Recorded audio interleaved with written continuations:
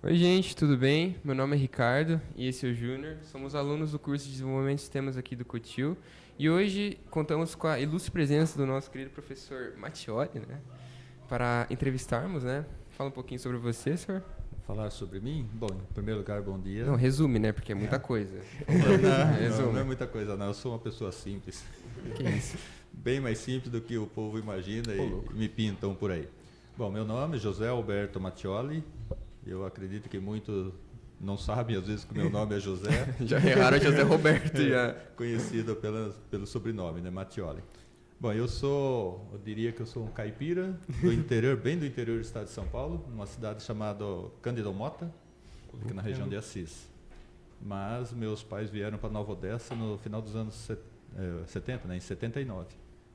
E aí depois eu vim estudar aqui no campus de Limeira, fiz vários contatos aqui e depois, então, retornei aqui como docente, né, como professor do Cotil, graças a um contato de uma pessoa aqui do Cotil, né? Então, os networking são muito importantes. Por onde vocês passarem, façam amizades, tratem bem as pessoas. Isso aí. E é igual você tinha falado, tipo, muita pessoa não sabe que é José, tipo, muitas vezes chama ou de Mattioli ou de mestre até mesmo. Então, fala um pouco da sua formação pra gente, mestre. Bom, tu dizes que eu sou o mestre. Da minha formação, poderia ser mais específico, por exemplo, em termos de área de graduação, pode falar. Como eu entrei, como eu cheguei a ser. Começa falando sobre a sua jornada, assim, quando você começou a graduação e depois o que levou você para essa área, né? Que hoje você Atualmente você faz TI, mas tipo, qual curso você queria escolher mais ou menos quando você era jovem? Tipo, qual área você É verdade, né? Tipo, quando você era adolescente, assim, mais ou menos, queria prestar graduação, o que você queria ser? Você levava mais pro lado da seu gosto, da sua inspiração, ou você pensava mais, eu quero ganhar dinheiro, não sei o quê? Bom, quando eu era adolescente, eu diria que eu não me preocupava muito em o que eu viria a ser, o que eu pretendia ser, né? Mas eu vim aqui para Limeira para fazer um curso que o pessoal pode até estranhar, né? Que é tecnologia sanitária. Então eu sou sanitarista. Só que graças a uma propriedade da carreira de TI, que ela não é, na maioria das áreas, não é regulamentada. Sim. Por exemplo, a área de desenvolvimento de software não é uma área regulamentada, ou seja, você não precisa ter graduação, você não precisa ter uma formação formal para seguir essa área, para ser um desenvolvedor. Tanto é que você não tem um certificado disso, né? Hoje em dia tem ciência, computação, engenharia, mas não tem um certificado de desenvolvedor de sistemas, né? Sim, sim.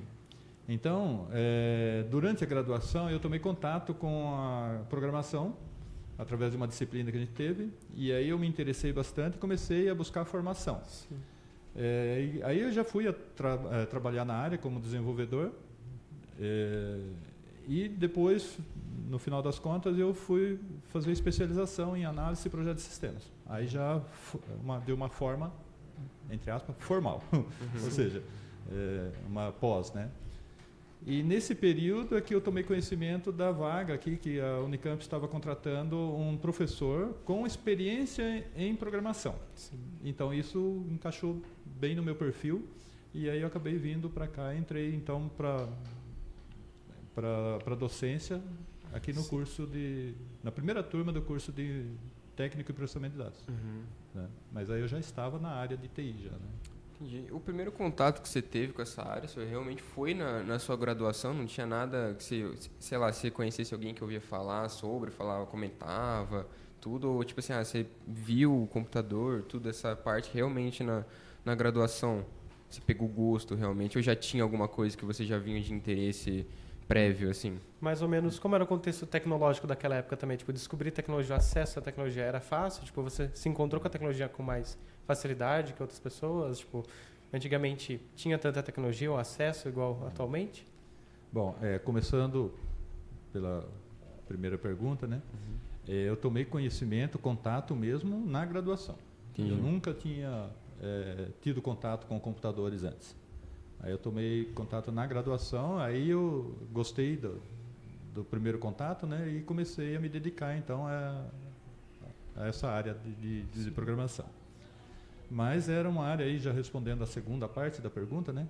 Era uma época que era muito difícil, não tinha muitos recursos de aprendizagem como tem hoje, né? Não tinha a internet como tem hoje.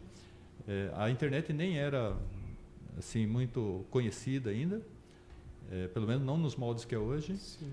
E era uma escassez danada de recursos, né? Para livros, era muito difícil você achar. Sem dúvida. E os que achava em muitas áreas, e muitas vezes era em inglês, né? Então já era mais exigente do que hoje. Hoje, embora tem muito material em inglês, a maioria talvez, né? Mas tem muito na nossa língua também, né? Sim. Então facilita muito. Quem quiser começar hoje está fácil. Tem é. muitas videoaulas, muito material. Então naquela época foi uma situação assim difícil, né? De ter que desbravar uma coisa assim Totalmente nova. totalmente nova, né? Tinha que aprender na raça muito mais do que hoje, né? Não que hoje não tenha, né? Que hoje, coisa que é complicada. Mas você falou também que depois que você começou você escolheu seguir para essa área de TI, você falou que você primeiro se iniciou nessa parte corporativa, né? Você seguiu com algumas empresas, prestando serviço. E como é que foi a sua jornada por essa parte, sim, senhor? Eu sempre trabalhei, eu nunca tive vínculo, assim, como programador. Nunca fui um funcionário, um empregado. Entendi. Eu sempre fui prestador de serviço, né? Eu comecei como estagiário. Né? Eu fui contratado também numa escola que eu fiz um curso de programação. O professor que deu aula para mim, ele tinha uma empresa de desenvolvimento de software. Aí ele me convidou para trabalhar para ele. E eu fui. Apesar de eu trabalhar assim praticamente com vínculo, mas não um vínculo formal.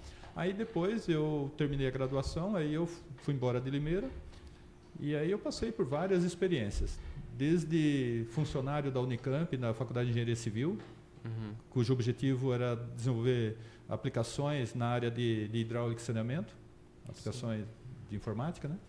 E aí depois eu fui trabalhar também como estagiário numa empresa de consultoria e aí eu fui contratado por algumas empresas grande, digamos, para trabalhar como desenvolvedor. Aí já de forma mais profissional e independente, né? Mas desde então eu sempre fui prestador de serviço. Sim. A partir desse momento aí. Igual você falou, você sempre teve uma grande experiência de mercado, porque você já prestou vários serviços até você chegar aqui e virar professor, lecionar as matérias que atualmente você leciona. Você já lecionou para a gente lógica de programação e desenvolvimento de aplicações desktop, mas como foi ver essa evolução do curso? Porque você já esteve aqui há muito tempo, ver lecionar para várias salas diferentes, as pessoas mudaram, o curso mudou, como foi? Sim, eu tenho o privilégio de ter acompanhado toda a história do curso, desde a época que chamava Técnico em Processamento de Dados, que parece que o pessoal ama esse nome, né? Gosta, ainda hoje utiliza esse nome. PD. Mas depois, por força de lei, teve que mudar a nomenclatura e até mudou também, aí não por força de lei, mas por força de mercado, né? Foi se adequando. Por exemplo, a internet pegou para valer, aí a gente teve que adequar o curso e inserir esse conteúdo também. Que, aliás, foi comigo. Né? Eu que comecei a ministrar as disciplinas relacionadas à internet. Um desbravador, realmente. Aí depois veio a era dos mobile. Sim, né? Desenvolvimento para mobile. Também a disciplina de mobile começou comigo por vários anos, tanto o web também ficou por vários anos, que eu era o único professor que dava essa disciplina. Aí depois de mobile também. Né? E aí depois eu entrei para a direção, né? Mas isso é um outro assunto, talvez numa outra pergunta. Sim. Mas a evolução foi assim sempre difícil, por quê? Porque as coisas acontecem muito rápido na área de TI, né? Então a gente tem que estar sempre atento, porque a gente tem que passar para os nossos alunos o que de fato está acontecendo no mercado, para ele ter a mínima possibilidade de chegar no mercado também e já está apto a ser absorvido pelo mercado, né? Então a experiência foi interessante porque eu tive uma grande colaboração nisso. Não fui o único, né? Mas tive. Mas foi também ao mesmo tempo assim difícil, para a questão de conseguir se adaptar a isso, né? Por causa Sim. da velocidade. Né? É uma área que realmente está sempre em constante mudança, né? Até a gente hoje em dia, ainda mais, né? Parece que cada vez mais está mudando mais rápido. Hoje é com as inteligências artificiais, né? Tá, Os dilemas que as inteligências estão propondo hoje em Nossa. dia, muitas dúvidas. Mas você não se engane achando que a área vai morrer só por causa das inteligências artificiais. Muito pelo contrário, tá? A inteligência artificial é criada por técnicos, É, né? exatamente. Você vai criar o chat GPT, Segundo entendeu? o Miguel Nicoleles, nem é inteligência e nem é artificial. Ô, louco. Ai. Miguel Nicoleles, aliás, é um cientista respeitadíssimo no mundo, né, na área de neurociência, né? Sim. Tanto é que eu uma vez, a gente estava no UPA, né? E foi lá no Unicamp, e a gente teve uma palestra um pouco sobre falar sobre toda a área de tecnologia, né? E eu fiz uma pergunta que teve um tópico sobre inteligência artificial, né? Eu fiz uma pergunta sobre, e a professora que estava falando, ela contou que parece que hoje em dia, né, esse esquema da inteligência artificial já é todo mapeado realmente o sistema, né? Eles têm todo o mapeamento de como funciona a parte, entre aspas, neural, né, de uma inteligência artificial, e eles vão pegando esse modelo e vão aplicando para diferentes. Pô, é uma doideira. E é igual você falou com o técnico que inventa inteligência artificial, porque tipo, algumas inteligências artificiais ainda estão tipo, limitadas a só entender a capacidade de pensar humana e responder, tipo, não a perguntas simples, mas perguntas que seres humanos também já foram capazes de responder antes, mas a capacidade de inovação de uma inteligência ainda é meio que limitada ainda. O que dizem às vezes é que ela não cria nada de novo. Exatamente. Ela não cria um novo pensamento, né? Ela sempre age sobre aquilo que a humanidade já conhece. Sim. Né? E nós técnicos estamos um pouco longe disso, né? Mas é o caminho, né? Que um dia a gente pode Sem chegar, dúvida. né? Então, senhor, e tipo assim, se você hoje fosse escolher entre a área corporativa e a docência, qual que você diria que você escolheria? Eu escolheria ambas. Ambas? Ambas. Tipo, montar uma empresinha assim e continuar como professor? Sim. Você fala? Ah. Mas tem um motivo também.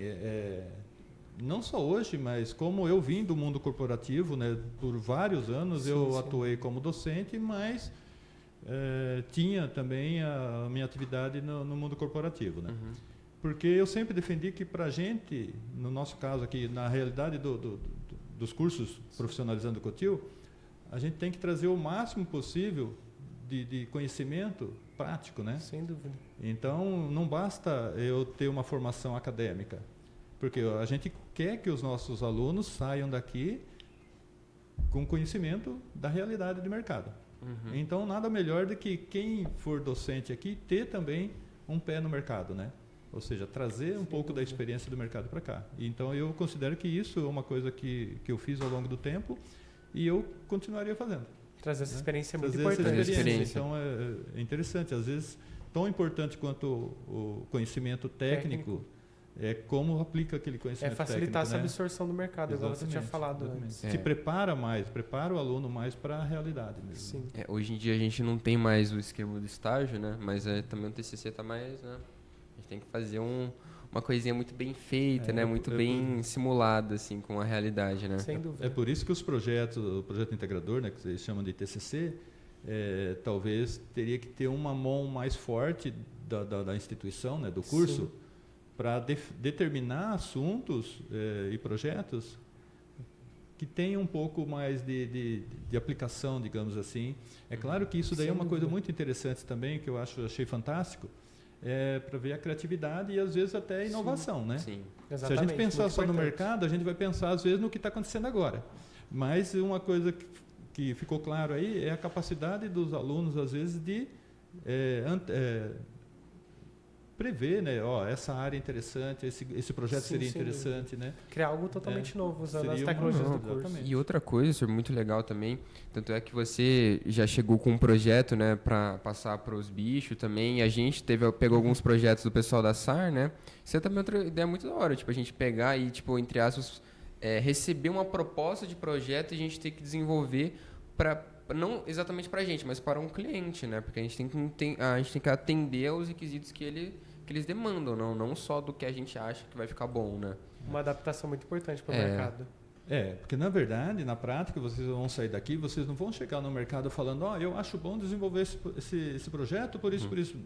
Vocês vão ter que atender Os o vossos que o mercado Não vai poder exige, escolher né? a linguagem. Não ou é coisa você que assim. escolhe, né? A menos que a empresa ou onde você estiver trabalhando te dê essa possibilidade, Sim. de você pensar produtos novos. Sem Né? dúvida. Mas na maioria das vezes você vai ter que atuar naquilo que ela determinar. Sobre uma outra parte da pergunta que você fez, sobre o projeto para os bichos, né, dá a impressão que aqui mas isso é um termo comum, né? Não tem nada de zootecnia, nada de veterinária. É curso de informática mesmo, tem bicho perdão, também.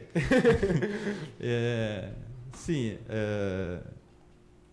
como vocês sabem, eu tenho um filho que é advogado e ele já há algum tempo ele estava conversando comigo sobre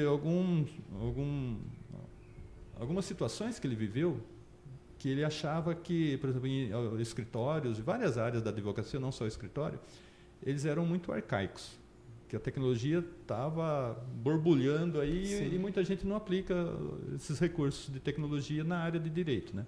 Então, o objetivo era desenvolver uma aplicação que possa integrar, que possa aplicar a inteligência artificial nas decisões que o advogado vai tomar. Ou seja, avaliar se já tem julgado sobre esse assunto, né?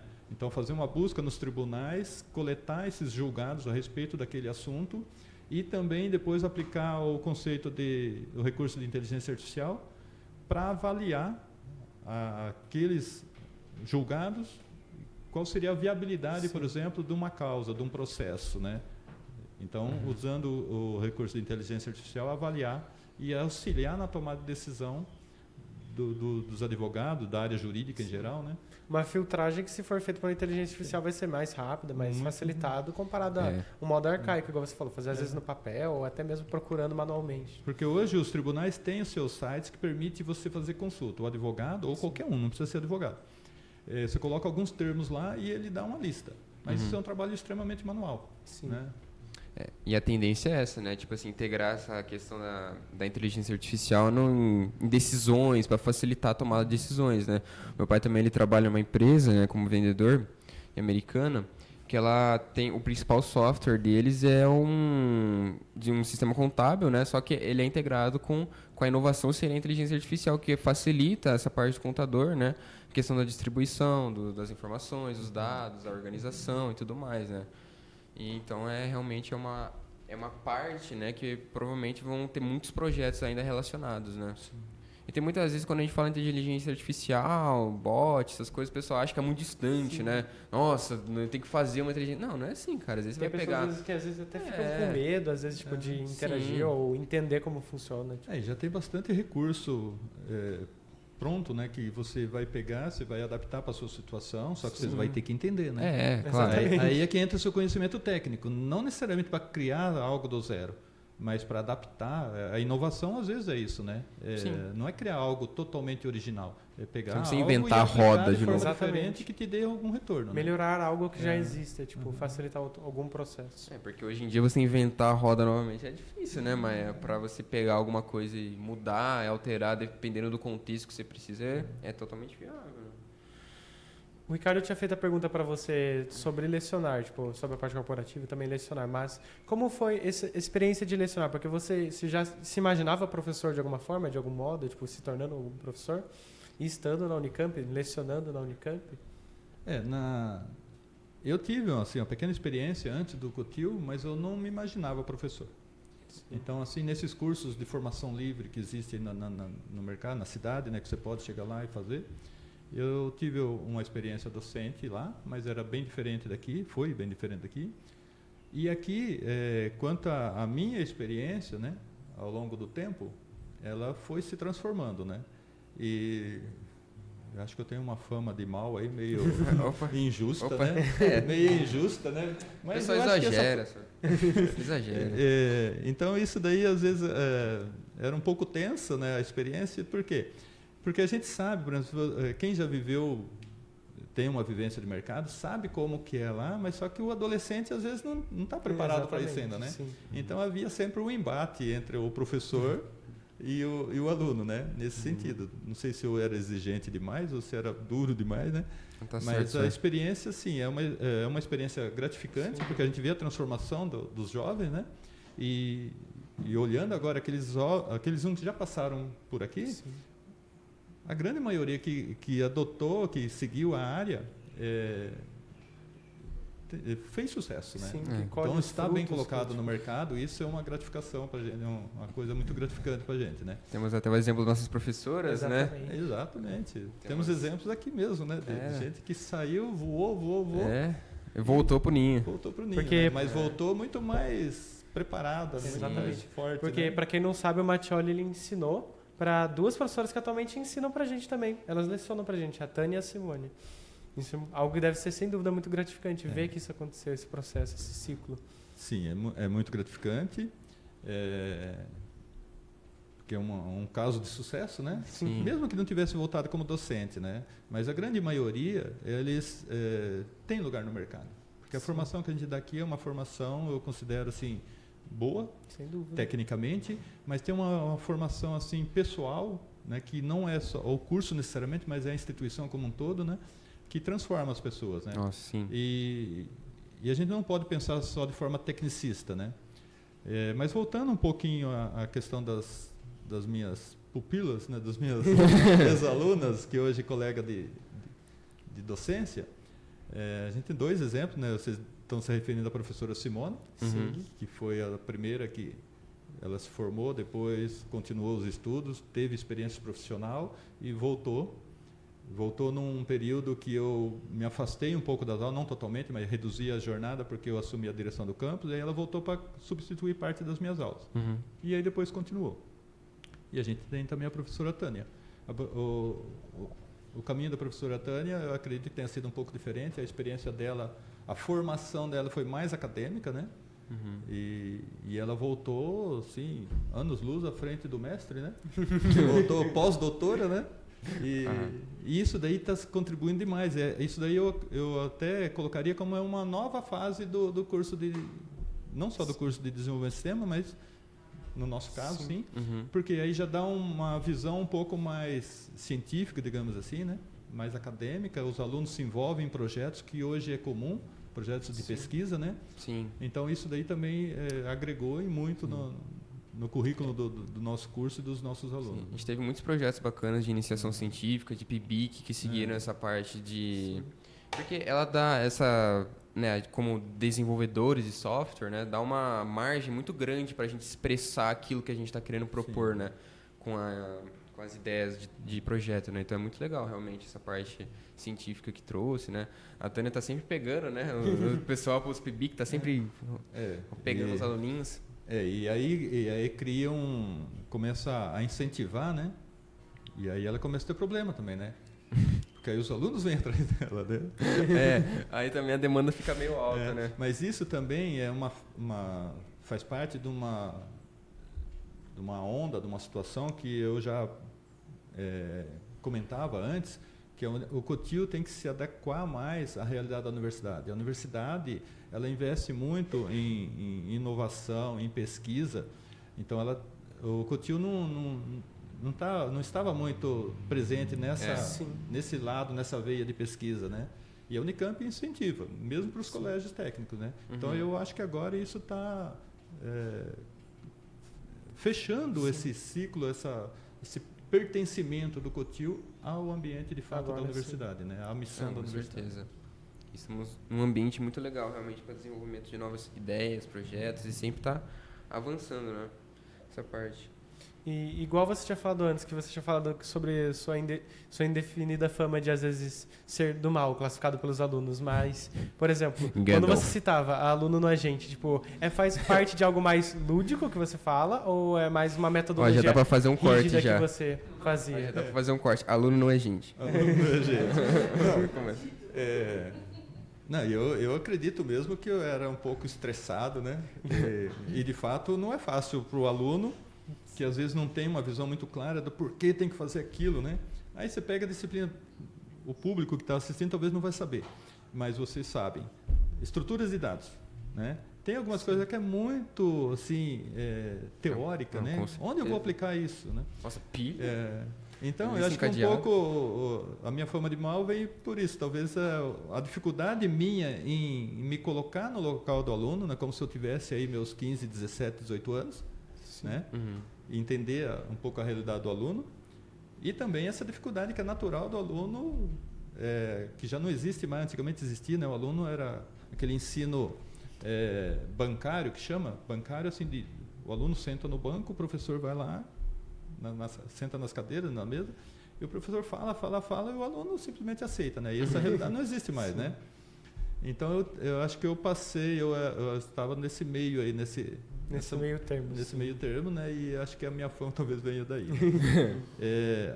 A questão do aluno não ser gente, eu falo mesmo, e porque às vezes tem alguns comportamentos, né, que racionalmente você não tomaria, mas a sua idade, a idade do aluno, as às coisas, vezes né? justifica. Ou às vezes até um lance de tentativa de ludibriar o professor, né?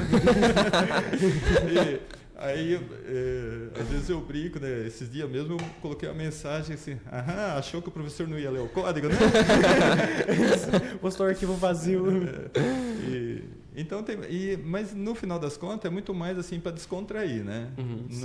Não é nenhuma discriminação com o aluno, não. É muito mais para descontrair mesmo. Então, Esses alunos astutos. e aí vem outra coisa que eu falo, bom, mas se o aluno não fizer nada assim de fora do padrão, do normal, que história que você vai lembrar depois, né? O aluno, né? Que história que você vai contar, né? Eu fiz isso, eu fiz aquilo. E eu sei que isso é natural, porque meu filho hoje já está um pouco mais adulto, né? Mas eu vivenciei isso na vida dele também, né? Eu como professor aqui, ele não estudando aqui, mas eu sabia de muitas coisas que ele fazia, que às vezes a escola falava, eu sabia que era malandragem dele, né? Própria da idade, né? Normal. E hoje ele conta um monte de histórias que ele me omitiu de mim na época, né? Mas Aí sempre fica algum medinho, aí né? essas coisas entrariam naquilo que eu digo, aluno não é gente. Esses alunos são astutos mesmo. Assim. Querendo ludibriar, querendo colocar o retorno fixo, Não estuda, né? não estuda, depois quer enrolar o professor. Né? Aquela história do retorno fixo foi legal também. Tem que retornar o último da pilha. Vai lá, return último. Eu diria que foi esperto, realmente. Mas eu não contava com a sua astúcia. Mas por outro lado, teve uma parte muito interessante disso daí. O que ele está falando é o aluno tinha que fazer um código que retornasse o último elemento de uma fila. Fila é uma estrutura de dados, mas imagine uma fila de elementos e o aluno tinha que fazer um código que retornar o último, né? Aí o que o aluno fez? Sabia que o último tinha um determinado valor e ao invés dele fazer a parte de código para possibilitar que isso acontecesse, para retornar o último de fato, ele mandou, retorna valor tal. Então, o valor direto. Então, isso em termos de programação foi uma jogada de malandro, né? Isso foi engraçado, senhor.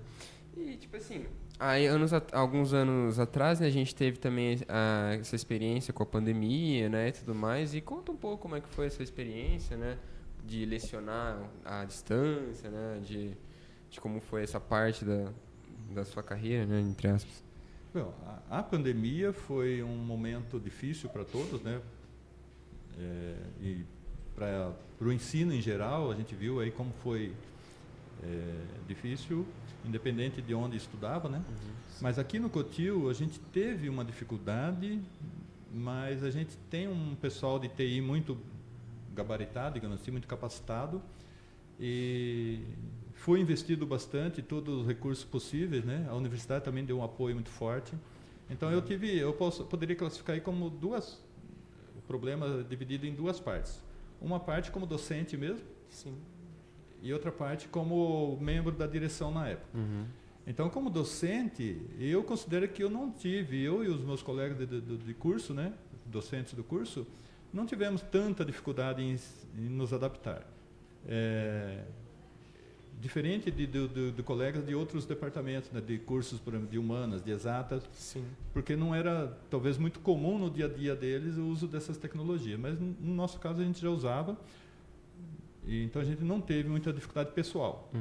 Agora, a dificuldade foi, por exemplo, o conteúdo que a gente tinha pronto, era adaptado, adequado para a aula presencial. Então, de repente, a gente teve que pegar esse mesmo conteúdo e ministrá-lo, nem deu tempo a adaptar, né? Uma hora para outra a gente teve que ir para casa, né? Então, a dificuldade teve como adequar esse conteúdo a uma aula remota. E por que isso é um problema? Porque aí era muito difícil também você manter o interesse, o envolvimento dos alunos, né? Com certeza. Então eu acho que a gente teve uma perda nisso daí, mas não foi por falta de dedicação, né? Porque a coisa foi atropelada mesmo, né? E aí a dificuldade como direção foi todo o trabalho, né? Todo o empenho da direção para proporcionar as condições para que os docentes sofressem o mínimo possível, né? Sim. Principalmente aqueles que não estavam muito adaptados à realidade virtual, digamos assim, né? E para os alunos, é sabido, né? Existem estudos disso, que teve perdas consideráveis nesse período, Sem né? dúvida. De assimilação, né? De aprendizado. Mas isso a gente não tinha muito o que fazer, a não ser cada professor se dedicar ao máximo. Sim. E isso acho que foi feito, né? Que eu acho que no Cotil foi muito bem feito, na verdade, porque comparado à minha outra escola lá que eu tive, foi a minha outra escola foi realmente um pouco complicado, né? Por causa que não teve muito contato de fato com o aluno. O professor dava aula, dava atividade e era aquilo, sabe? E também, nossa, cara, a qualidade da câmera era E aí, aqui no Cotil, tipo, muitos professores tentaram passar atividades, mas atividades que funcionam, tipo, trabalhos em equipe, eles tentaram forçar o que seria um ambiente normal da escola, mesmo, tipo, estando no EAD. Tipo, eles montaram uma grade muito bem feita no sentido, tipo assim, na data de projetos, na reunião com grupos dos alunos, porque, tipo assim, você pensa assim, pô, a gente entrou aqui no primeiro ano, pandemia. Aí você fala assim, como é que pessoas que entraram na pandemia alunos numa mesma sala vão interagir? Eles estão cada um na sua casa, cada um na sua cidade, né? Aí que entra, fizeram bastante grupos, bastante projeto, bastante prova em dupla, não sei o quê, que fez com que ocorresse essa interação, Muitos né? professores também às vezes pediam até para ligar a câmera, às vezes explicar como que você era, tipo, Teve até para prova tentar com trazer câmera, essa velho. contextualização. mesmo, porque tipo. esse negócio aí foi tem um monte de coisa que entraria naquilo que eu digo que aluno não é gente, né? Porque nesse período aí, você sabe, tinha muita gente que ia lá ligar, entrava na sala virtual, não ligava a câmera, você olhava assim na tela do computador, aquele monte de avatares lá, né? De letrinhas, só a inicial do nome. Então, e às vezes você pedia e ele dava uma desculpa, não tem câmera, né? Não, é que não quer aparecer mesmo. E teve coisas estranhas, por exemplo, vocês tiveram aula comigo virtual, né? Não, a gente não teve com você não. virtual, a gente só teve presencial só. Só presencial, achei que vocês tinham pego um pouco disso. Foi no ano Mas anterior. tinha aula à tarde, e aí teve um dia que deu meia-noite, eu entrei lá novamente e a conexão estava lá. Esqueceram de desconectar. Então, agora você pergunta, esse aluno, será que participou da aula? Não, ele tá lá até agora esperando você, senhor. Já tá esperando a Aí próxima. eu tive que derrubar, porque eu não derrubei a conexão, né? Porque eu deixei. Sim. E... de repente ele saiu, foi no banheiro. De repente, você viu que a aula tinha acabado, né? De Não, repente com ele tava certeza. esperando a próxima aula, né? Tava tão afim, né? O cara tava muito interessado na aula que não quis nem sair. Essa mas a experiência de pandemia, tipo assim, por mais que tenha sido complicada, eu digo que pelo menos aqui, né, não foi nem um pouco ruim para mim. Mas eu acho que isso também tem muita gente. Há muitos anos que eu falava que o Cotil tinha que adotar plataformas de ensino à distância. Pô, o Class foi uma. O Class tipo, foi muito nossa, bom. o Class é Ajudou na genial. organização. Não Mas só na pandemia, ainda agora, Então, é muito útil. Mas tem uma outra plataforma que a Unicamp usa também. O Cotil não adotou, mas a Unicamp tem. O Moodle, que é uma outra plataforma muito conhecida de ensino à distância. Eu já utilizava, a professora Simone já utilizava e acho que a professora Priscila também, mas a gente usava de forma independente, particular cada um. Uhum. Cada um tinha que ter seu site com essa ferramenta. Mas eu já, há muitos anos, antes de eu participar Já da usava, direção, já aplicava. antes de eu participar da direção, eu já falava, o Cotil tem que começar a adotar essas plataformas de ensino à distância. E aí aconteceu a pandemia, o que aconteceu? Eu Obrigatoriamente teve. E pergunta se agora abandonaram. Não abandonaram. A universidade não vai abandonar, o colégio não vai abandonar, os próprios professores, às vezes, a maioria não vai abandonar. Mesmo que falassem, não, agora voltou para o ensino presencial, vamos desativar todas as plataformas. Não é assim, volta, né? Uhum. Então a gente foi forçado a buscar uma modernização. Né? Não, senhor, de verdade, no esquema que é hoje as aulas, eu não consigo nem imaginar como funcionava a entrega de atividades e projetos se não fosse pelo Class. Eu entregava um papelzinho, assim, em cada carteira. entregava o pendrive. É de se pensar nossa, mesmo, porque... Teve muitas situações em que o aluno entregava o pendrive, a gente pegava e copiava o conteúdo para o meu computador, né? Tipo, mandar pelo e-mail, assim, Mandava mandando por e-mail. Cada professor tinha Caramba. suas estratégias, né? Caraca, tipo, porque, nossa, o Class, ele facilita muito essa questão da nota, do entrega de projeto, de divulgação de, Organização, um monte de coisa. de material também, porque tem que mandar um slide da aula, mandar no e-mail individual, ou manda pra alguém pra mandar no grupo, sabe? E trabalha em grupo também, né? Com certeza, cara. Ficou muito. Esse negócio do Class. Isso era uma coisa que eu não tinha também na minha outra escola, né? Isso aí que eu cheguei aqui teve. Eu não sei como é que as escolas funcionam sem o Class hoje em dia. No meu tinha que ficar enviando Nossa, foto A por pandemia e-mail. foi um divisor de águas, né? Foi. Tanto institucionalmente quanto cada docente, né? O posicionamento dele diante das tecnologias, né? Como usar. Uhum. E a realidade para os alunos, né? Sim. Realmente. Quando nós retornamos da pandemia, tipo, você lecionava pra gente desenvolvimento de aplicações desktop e você trocou o Hello World por Ciao Mondo, que creio eu que seja algo em italiano. Você tem algum envolvimento com a Itália que você... Você viu que essa gracinha minha aí de colocar tchau mundo serviu para alguma coisa. Ele já está aprendendo italiano. Aí, ó. Já está incentivando os alunos a continuar a língua. Tchau mundo. Tchau mundo. Não, eu tenho, na verdade, eu tenho descendência italiana, né? Meu bisavô veio da Itália e aí por questões pessoais, de interesse pessoal, eu quero resgatar. Na verdade, já foi feito todo um levantamento de toda a documentação desde do meu bisavô lá na Itália. E eu quero obter a cidadania italiana. Interessante. Mas o interesse meu é muito mais assim para resgatar as origens, né, a história da família. Tem muita parte que meu pai, por exemplo, não sabia, meus parentes, né, minha tia, meu tio, por exemplo, não sabia das histórias. E eu acabei criando uma árvore genealógica e falando, aconteceu isso, daqui ele foi para lá, não sei o quê. Então isso é interesse pessoal, né? E aí, em função disso, eu comecei a estudar um pouco o italiano, né? Aprender um pouco da língua italiana. Uhum. E aí, às vezes, para descontrair um pouco, eu uso algumas coisas assim, né?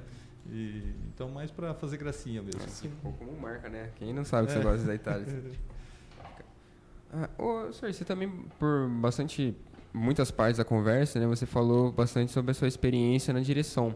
Conta um pouco pra gente como foi essa experiência, o que o levou você a querer ser, você trabalhou, né, como diretor associado, né, que para quem não sabe, aqui no Cotil nós temos uma estrutura administrativa em que tem um diretor, o diretor associado... O diretor-geral, diretor associado, diretor acadêmico e o diretor administrativo. São quatro. São quatro. Uhum. Você trabalhou como diretor associado? Sim, diretor associado pode ser entendido como um vice-diretor. Uhum. Na ausência, na impossibilidade do diretor-geral, o diretor associado é que assume, né? Uhum. Então eu fui diretor associado.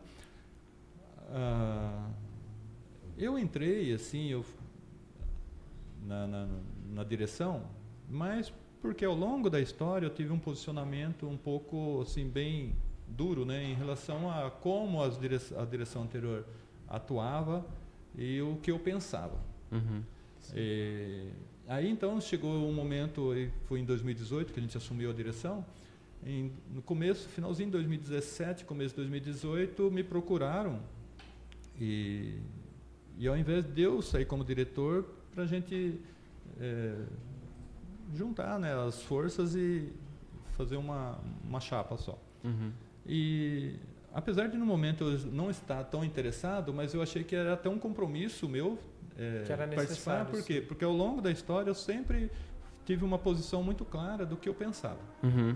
Então agora, tendo a oportunidade, eu acho que eu tinha até a obrigação de colocar sua mão, colocar a minha mão, participar um pouco da história do Cotil, contribuir para a história do Cotil, né? Então foi assim que eu entrei, né? Para tentar contribuir com aquilo que eu pensava de como seria uma boa direção, né? Um bom processo de direção, né? E aí nesse período aí, 2018, eu acho que o Cotil viveu momentos assim de grandes transformações de física, né? De tecnológicas, né? Por exemplo, a gente teve aqui a implantação da rede de fibra ótica, que era a mais moderna da Unicamp. Caramba. Nenhum Caramba. instituto ou faculdade da Unicamp tinha com a infraestrutura tão bem montada tecnicamente como tem aqui, de primeira qualidade, né? Por exemplo, pesquisa uma marca chamada Furukawa, em termos de Pesquisinha em casa. Depois. Furukawa. Pesquisinha. Então, em termos de tecnologia de fibra ótica, é uma das, acho que é a melhor que tem.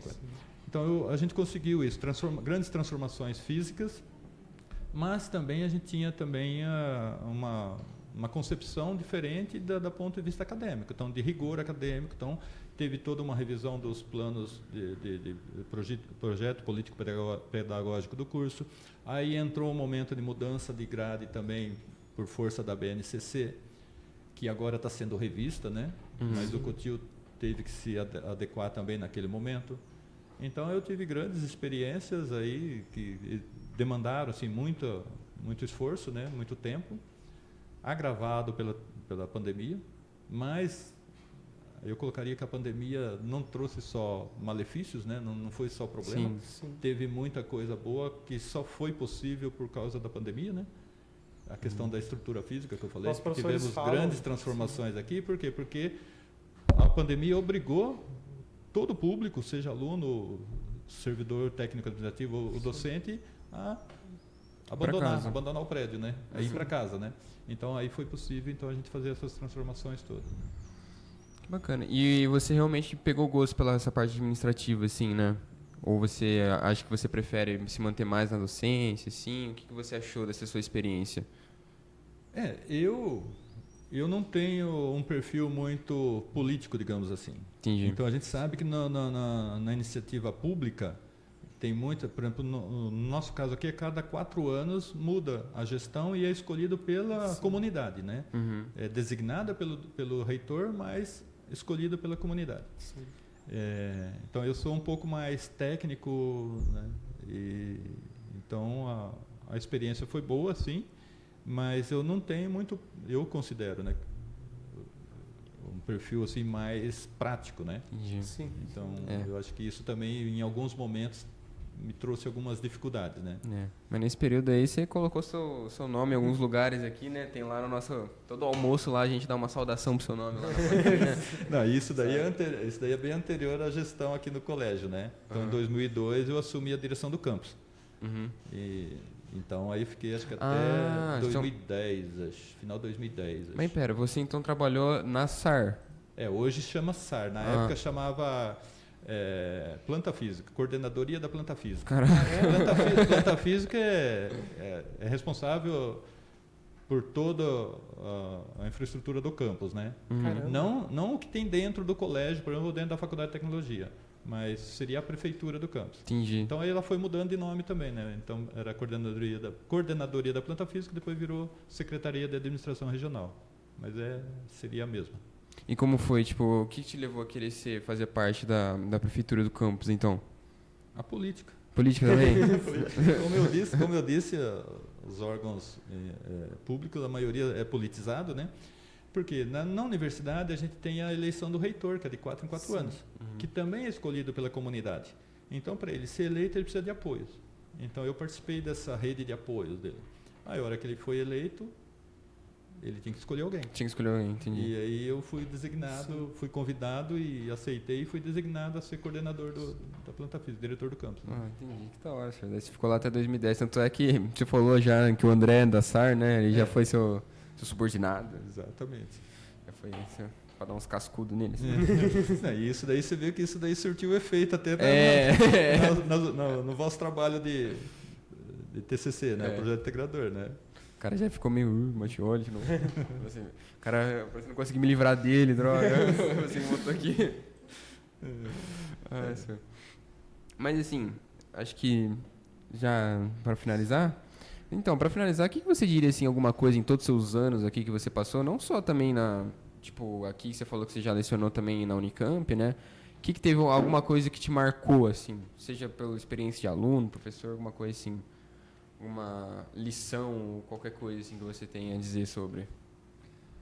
Olha, o que me marcou, na verdade, é todo o trajeto, né, durante esse tempo aí me marcou.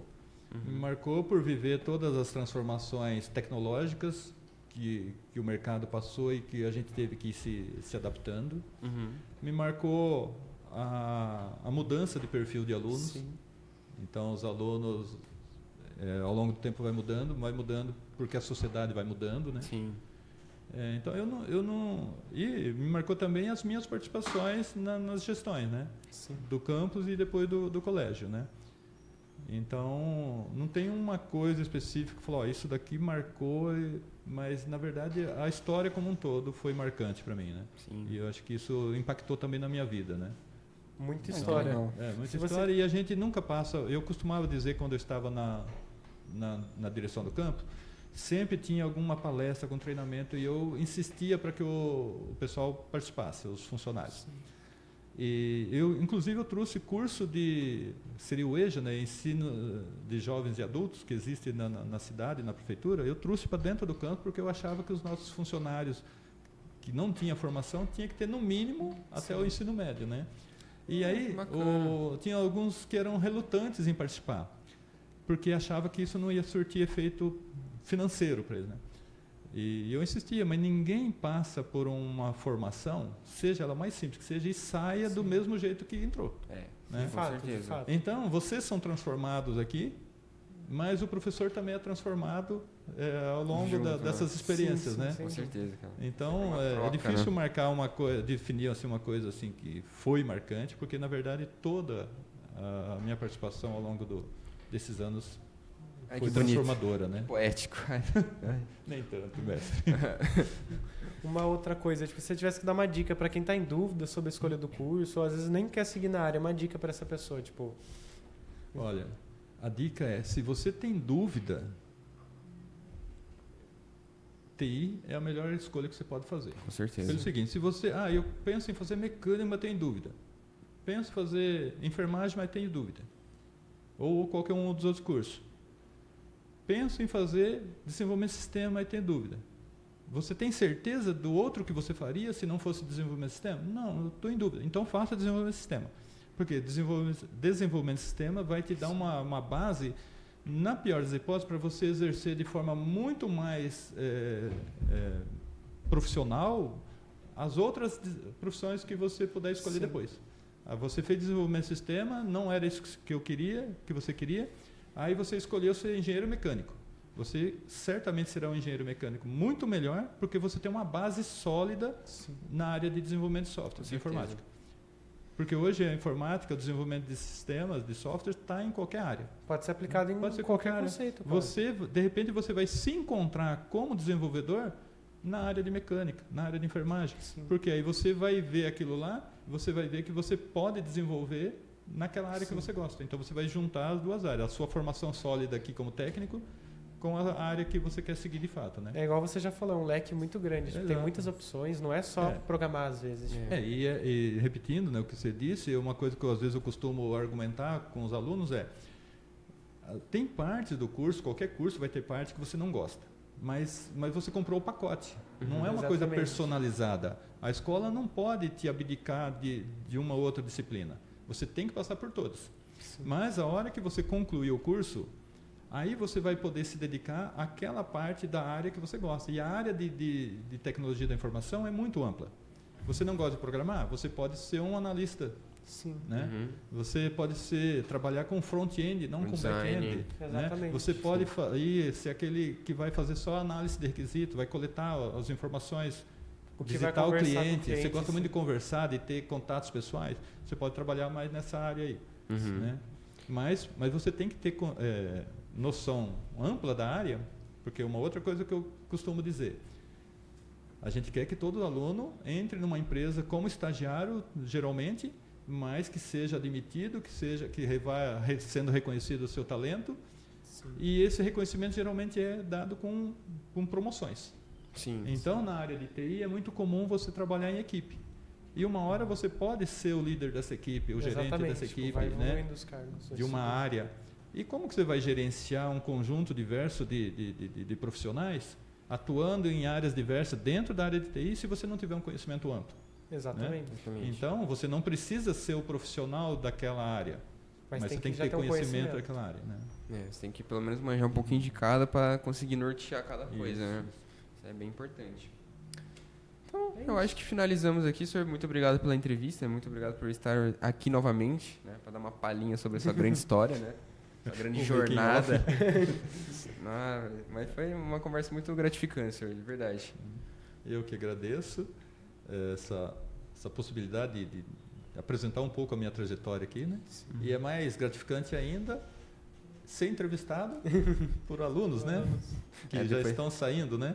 Futuramente... Então, essa iniciativa toda aqui do podcast tem a mão da professora Tânia, mas é claro que é tudo feito com a ajuda, com a colaboração dos alunos, né? Daqui uns anos a gente volta aqui, daí a gente volta como entrevistado, né? Entrevistadores. Como entrevistado, como palestrante, né? Tem muitos que voltam aqui como palestrante e isso eu acho muito interessante, até para mostrar para os nossos alunos que estão agora, às vezes até em dúvida, sobre como vai ser quem esse passou futuro, por Cotil dificilmente... E tem uma jornada, igual você falou, muitos já saem direcionados. Sim. Guardamos aí nesse dia. Mas é isso então, gente. É isso. Muito obrigado. Tchau, tchau. Tchau, tchau. Tchau, tchau.